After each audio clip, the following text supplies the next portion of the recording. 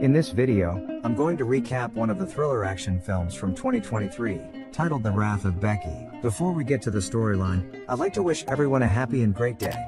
Without further ado, let's get straight to the storyline. This movie is a direct sequel to the first one, called Becky, which came out in 2020. The story, of course, focuses on one girl named Becky, who is now 16 years old. 3 years after the harrowing ordeal that killed her father, 16-year-old Becky continues living life off the grid, while escaping from successive foster homes and honing her survival skills.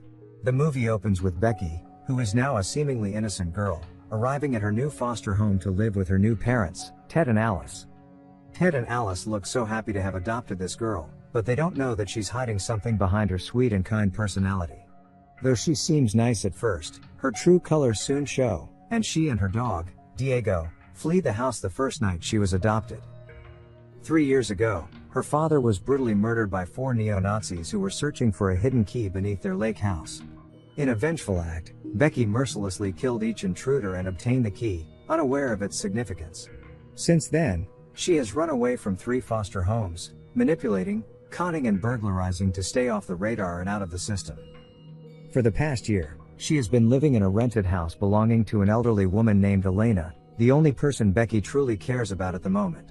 It all began when Elena offered her a ride, and ended up renting her a room, unaware that Becky had lied about being 18. For her, it's enough that Becky pays her rent on time and helps out around the house. Despite Elena's presence, Becky is still haunted by the trauma of her mother's hospitalization and her father's brutal death. Although she no longer resorts to violence, dark thoughts sometimes cross her mind. For instance, while working at the restaurant, she imagines slitting the throat of a customer who calls her sweetheart, but she refrains from acting on those thoughts. I like the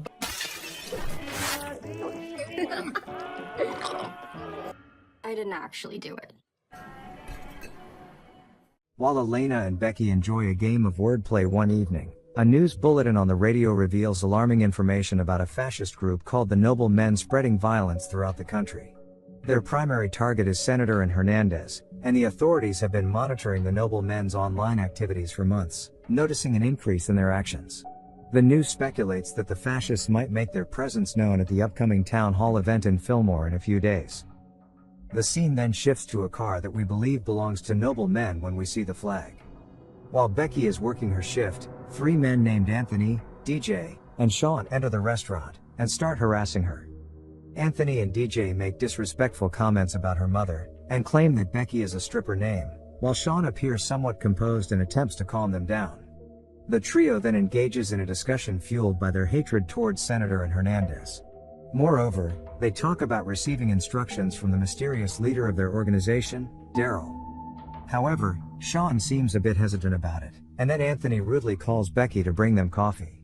The girl admits that she fantasized a lot about the things she'd like to do to the people who pissed her off, but this time it will be more than just a fantasy. I am so sorry. do that. Get the fuck out of here. You shut the fuck up. Shut up. Consumed by rage, he decides to follow Becky to her home, intending to teach her a lesson. As night falls, Becky hears the sound of breaking glass, so she rushes downstairs to investigate. Just then, she is immediately seized by Anthony, who tries to suffocate her, prompting her to retaliate by breaking his nose. Diego attempts to come to her rescue, but is attacked by DJ. Despite her efforts, Becky finds herself overpowered by the men. During the struggle, Sean expresses his concerns, insisting that their initial plan was only to frighten Becky. Before ego-driven Anthony can act upon his intentions, Elena bravely intervenes, holding the men at gunpoint.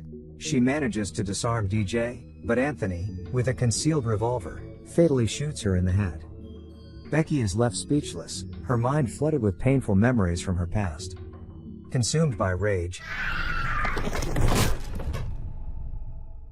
when she wakes up the next day, she discovers the lifeless body of Elena, and realizes that Diego is nowhere to be found.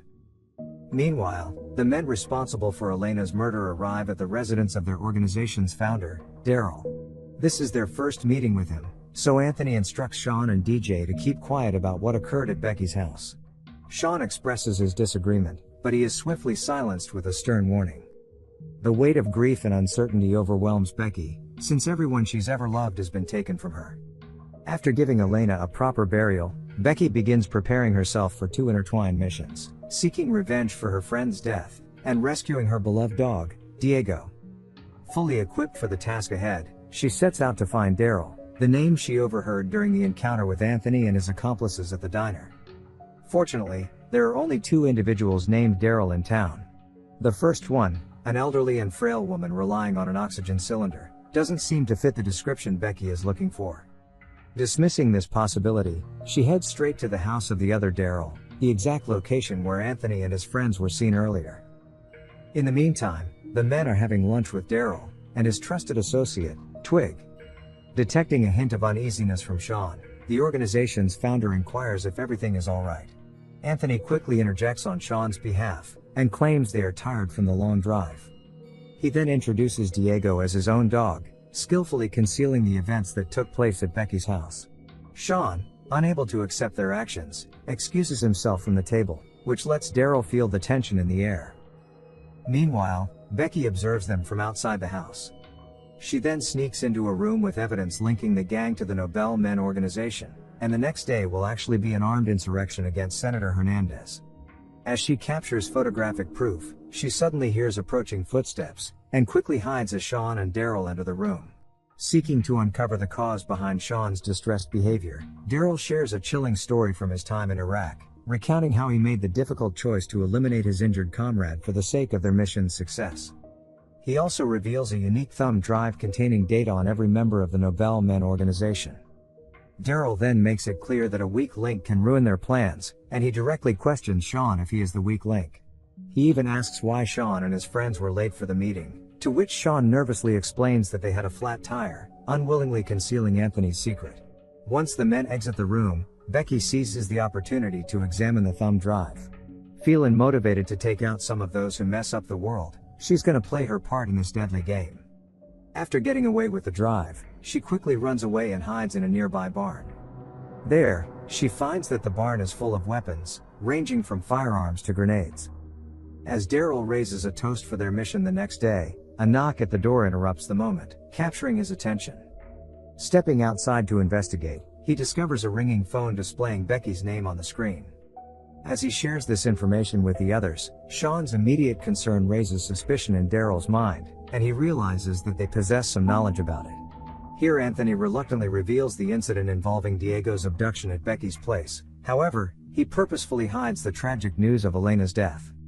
They then get a call from Becky, who gives them a chilling warning about a little girl who was very good when she was good, but when she was bad, she was horrid. DJ laughs as he finds this little girl hilarious, but Daryl and Twig seem to know how dangerous this little girl is.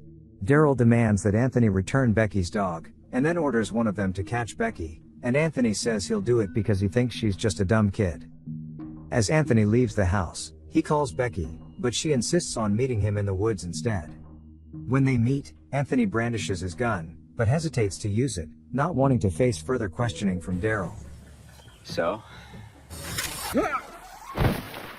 Stepping forward, he unexpectedly falls into a hole skillfully dug by Becky with an excavator. Rather than killing Anthony outright, Becky chooses a more brutal fate for the murderer of her friend. Afterwards, inside the house, another knock at the door interrupts the men. Peering through the glass, Daryl spots Anthony outside with something securely duct taped to his mouth. Curiosity drives Daryl to open the door, only to realize too late that the object in Anthony's mouth is a grenade. Twig then advises Daryl to call the police, but he rejects the idea, explaining that the weaponry in the barn that will be used for their insurrection at Town Hall would raise questions. The leader then demands answers from Sean and DJ about Becky's motives and their connection to the events. Sean and DJ finally reveal that Anthony, not they, was responsible for the murder. Hearing about the plans for an insurrection, Sean reveals that he was previously unaware of the violence the organization intends to incite.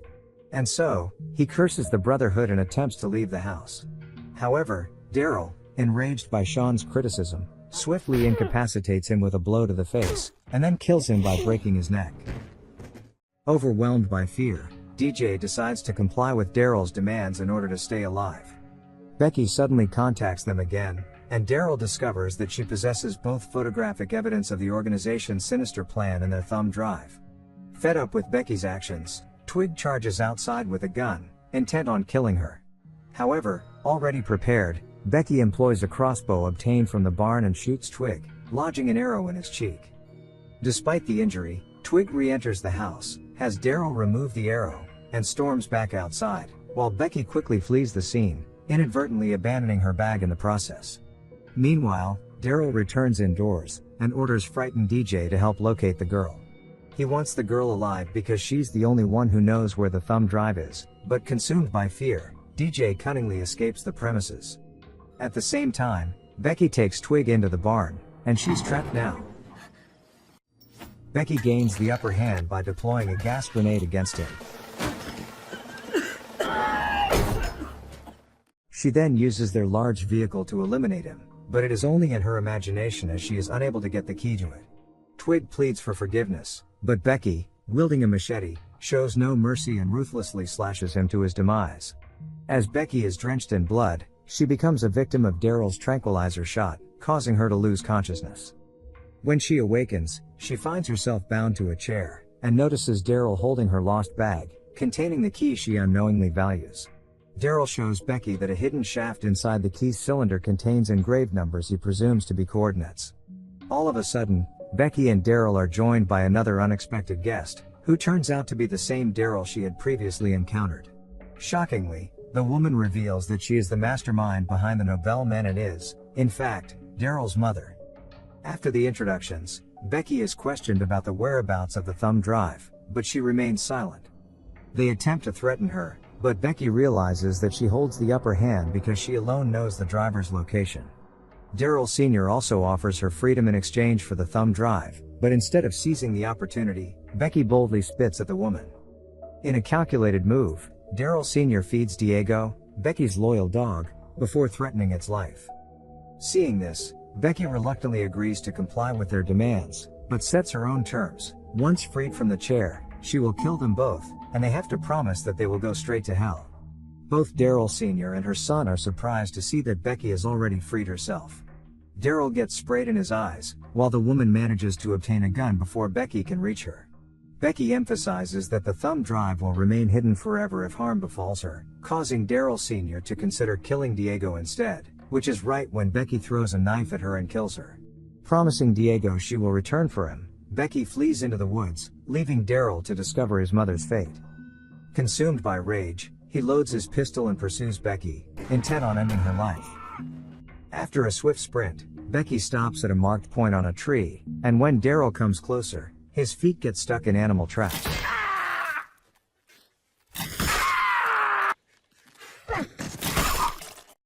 After he falls into the last trap and loses his life to a slashed throat, Becky retrieves the key and returns to the house to rescue her dog. However, to her dismay, she finds Daryl Sr. still alive. The elderly woman points her gun at Becky while saying that she missed her brain. But Becky obviously didn't. As Becky gives her dog a command, Diego tears the woman apart, putting an end to her fascist reign once and for all. 24 hours later, Becky finds herself seated in a CIA office, engaged in a meeting with Agent Kate Montana regarding the thumb drive. Agent Kate is astonished that a 16-year-old single-handedly took down a nobleman cell. Recognizing Becky's exceptional bravery and intelligence, Agent Kate offers her a position as the youngest recruit in the CIA. Becky not only accepts the offer, but also agrees to assist Kate in finding out what her key belongs to. At the end of the movie, as DJ is repairing his truck, he is unexpectedly approached by someone. He quickly grabs his gun, right when he realizes that person is Becky, now dressed for her new role as a CIA agent. As DJ recognizes her as the girl they wronged without cause, Becky unleashes her rocket launcher.